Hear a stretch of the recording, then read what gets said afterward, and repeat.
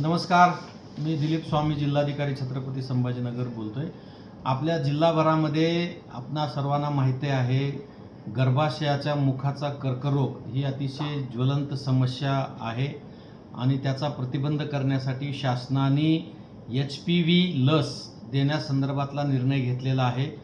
ज्या मुलीचं वय 14 वर्ष पूर्ण झालेलं आहे परंतु 15 वर्ष झालेलं नाही, या कालावधीमध्ये या लसीची मात्रा देण्यासंदर्भामध्ये सध्या जिल्हाभरामध्ये मोहीम सुरू आहे, परंतु याचा प्रतिसाद फार कमी मिळत आहे। हे अत्यंत दुर्दैवी आहे।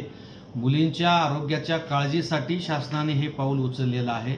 म्हणून माझी तमाम पालकांना विनंती आहे, विशेषतः ज्यांच्या मुलींचं वय 14 वर्ष झालेलं आहे आणि 15 वर्षाच्या आत आहेत, त्या सर्व मुलींच्या पालकांनी आपल्या आरोग्य विभागाकडे संपर्क साधावा आणि ही जी HPV लस आहे, ही लसाची मात्रा आपल्या मुलींना द्यावं।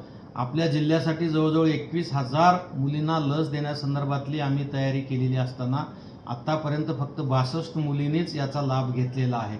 तर माझी आपला सर्वांना आग्रहाची विनंती आहे की छत्रपती संभाजीनगर जिल्ह्यातील तमाम पालकांनी सुज्ञपणाने जागृत होऊन आपल्याकडच्या ज्या मुलींचं वय 14 वर्ष झालेलं आहे त्यांना ही लस देण्यात यावी।